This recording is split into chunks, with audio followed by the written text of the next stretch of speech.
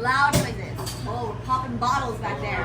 Yeah. Welcome to Oxen Tiger. I'm Hitomi. This is my partner EJ, and it's just the two of us here at Oxen Tiger. But we're really here to make sure you guys have a great time tonight. 大家好，我是平平 Priscilla。整个夏天3个月我都在旅行，现在终于到了9月，要回美国了。而我也顺道经过了旧金山。今天就让我带你去旧金山一家非常有特色的小餐厅，来一份夏日飨宴。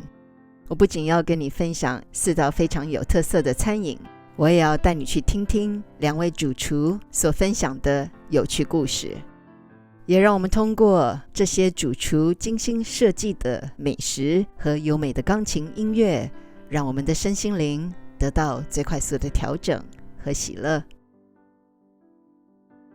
Even though you'll see us do all kinds of crazy things in here, we're really here to make sure you get your questions answered. So if you're wondering anything during your dinner, please don't be shy and ask. We're always open for questions.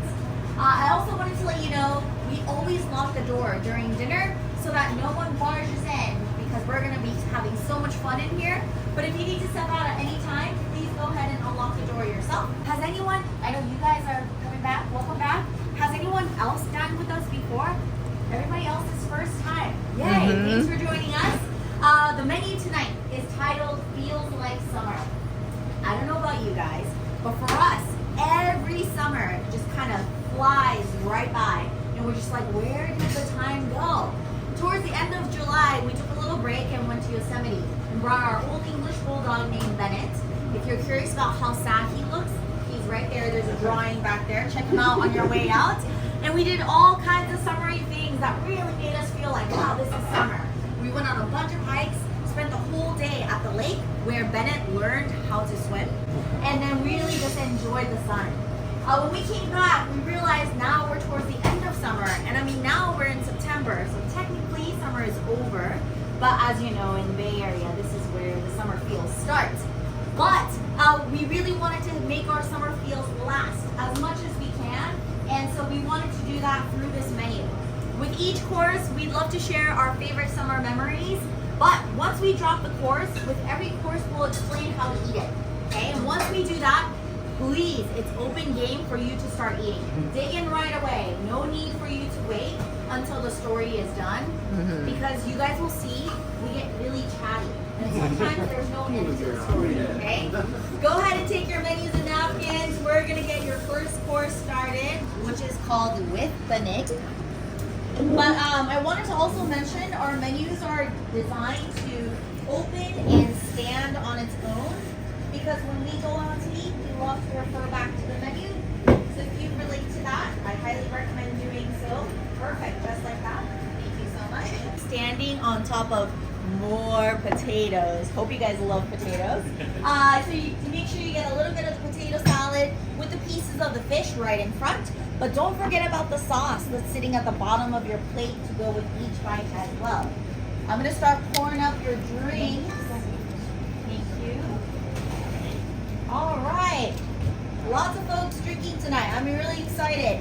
If you added the drink pairing for your dinner tonight, if you can do me a favor and clear your wine glass here so that I can pour your first course, that would be great. And for your With Bennett course, we're going to pair it with some petnat, which are light sparkling wines. They ferment the wine in the bottle that produces all the bubbles that you see. And they use Macabeo, one of our favorite grapes, and this is from Spain. Are going to be all natural wine and sake. So when it comes to wine, natural wine means that there's nothing but grapes in them. Unlike the traditional wines, they often use things like sulfur. But when it comes to our food, we really enjoy it with natural wine and sake. To EJ and I's relationship, which started 14 years ago. Wow. You're wowing yourself.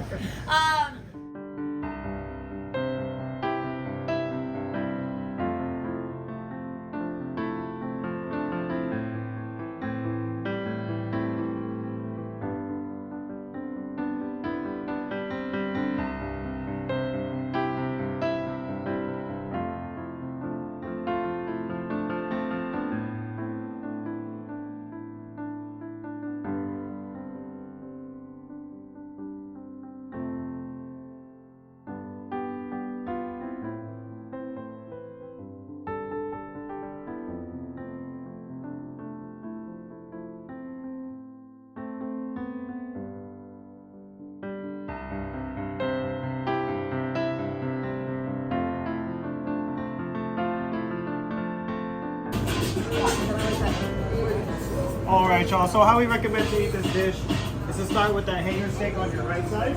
So beautiful.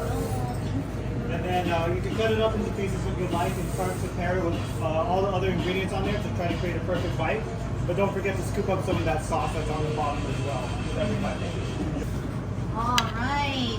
So for the surf and turf course, we're going to pair it with this wine called Cortes Obertes. And this is from Catalonia in Spain. And this is their Granacha. You'll see here that this wine is going to be pink wine to pair with both your beef and shrimp and all the fruits as well. Common question that they ask after they finish dinner here at Ox and Tiger is they ask us if we eat well outside of Ox and Tiger. And I like to say for myself and confess that I don't eat that well outside of Ox and Tiger.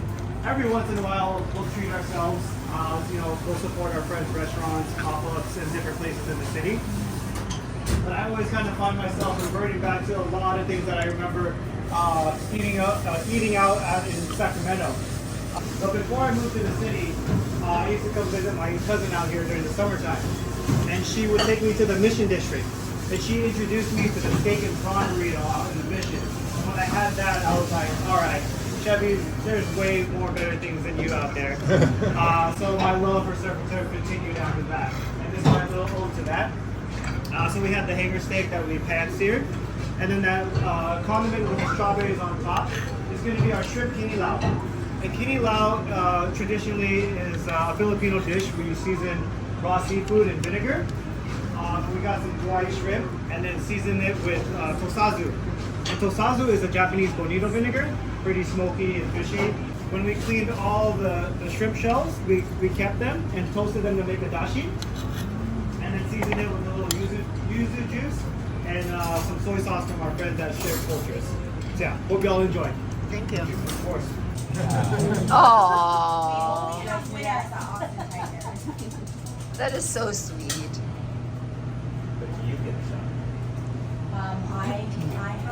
I have not been drinking until our 9 p.m. guests because I will get sick.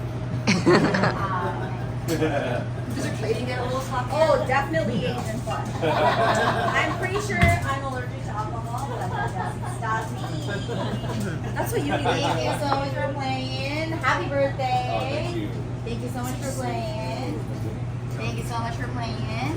Thank you so much for playing. Of course. Yay. Thank you very much. Your tea. Okay, thank you. Alrighty, here you go. Thank you. EJ's gonna come and pour a different sauce on here in a second. Oh, okay.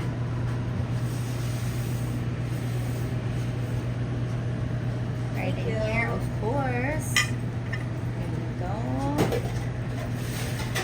Here you are. Of course. How we recommend to eat this dish is to shred the pork apart. I promise you there is a piece of pork under all of those greens. You sure? But yeah, shred that pork apart and then pair it with all your veggies and sauces as well. Okay.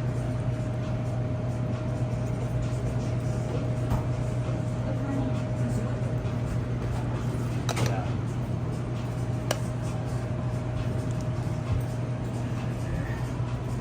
Thank you. Of course. You're welcome.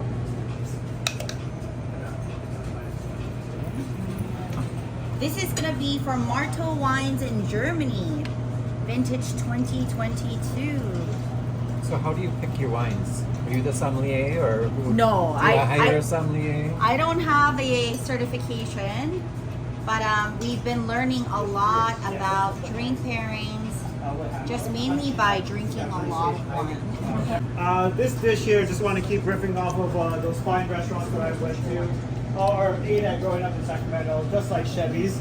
But a place I used to hang out with my friends a lot in Sac was this very fine establishment called Carl's Jr. Very, very great place to get burgers. But we always just hang out there after doing a lot of different things. And when I think about those friends that I used to hang out with, they're the type of friends that are always down to do whatever at any time of the day. And I used to get off of work like 2, 3 o'clock in the morning, and they would always wait up for me. And at that time, I'd go pick them up. We'd all hop in my fishing van. And to hype us up to drive to the river to go fishing, we would play the song Sandstorm to get us going. And then we get to the river, start fishing until the sun comes up, but we would never catch a single fish. But, you know, it really wasn't about that. It was really about making those memories and hanging out during the summertime. And after we finished, we'd all be like, all right, what are we going to do now? So we'd all kind of just like go home, kind of clean up a little bit, maybe take a nap, and all meet back up at Carl's Jr. And we all used to get the WBC, or what we like to call the Western Bacon Cheeser. If you don't know, it's a bacon cheeseburger with fried onion rings and barbecue sauce. So this is my little ode to that. So we braised the pork cheek, and then the sauce that we poured over is going to be our bagoong barbecue sauce. So we cook down Filipino fermented shrimp paste with a lot of aromatics and some early grilled tomatoes that are in season right now. And seasoned it with a special pepper that we got from one of our guests. He's in the Peace Corps and he travels around the world, and every time that he comes back from a different country, he brings us back some ingredients from that country. And he went to Turkey and brought us back some urfa pepper. So that smoky, spicy flavor from that red sauce is going to be that urfa pepper. And then that white sauce is our onion ginataan. So ginataan is a Filipino coconut sauce. So how we made that is we caramelized some onions and leeks to make that sauce. Then you have your wok fried choy and that salad on top. That salad is a mix of different market greens, some char nasu or Japanese eggplant, and then smoked hotate or scallops. And when you start to smoke scallops, it tastes like bacon. And that's going to be our chicken and close to that bacon part of the cheeseburger. Yeah, hope y'all enjoy. The wine is so good. So this is salt? Yes. Wow. We call it the rarest salt in the world. Yeah. Is it rare? It is very rare. You only get it in the region in the Philippines. And So then, it's yeah. the whole thing? Yeah, so this is a clay pot right here. And then everything inside is dried up salt water. Oh, so every time if it's going like it, you So use the more we use, we have to Crack it? carefully crack the clay pot. How do you use it? We just shave it with like a microplane. Does And it it's like taste better than I mean, it's like a slightly smoky like saltiness. We season the steak with it, like just a garnish on the steak. And then the fancy? shrimp. Yeah, it's Yeah, super we were nice. wondering what it Yeah. So what do they make it? They just have the pot first, and then they just So no, they harvest coconuts. They keep the shells, soak it in water, and then they burn all of that to make charcoal.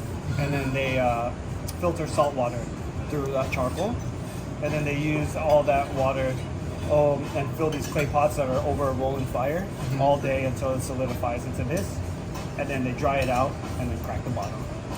It is so fun and fancy to use this, So how right? long is Very nice. if they're just pouring water in that, boiling the water down, and that's going to take forever to... Yep, that's why it almost became extinct because it wasn't like sustainable. Yeah. But now, like you were saying earlier, there's a revival in it, and people are appreciating like the technique and the tradition, and it's starting to come back into like people are really trying to purchase it and support. It's going to be your dessert, but we wanted to offer some hot tea to help wrap up your dinner. It's on us, and we're serving genmaicha, roasted That's rice my and favorite tea. Yes, me too. They say that there's no caffeine, but it comes from green tea, so I think there's a little bit. But if you like some, it's on us. Here you go. Go ahead and start digging in here.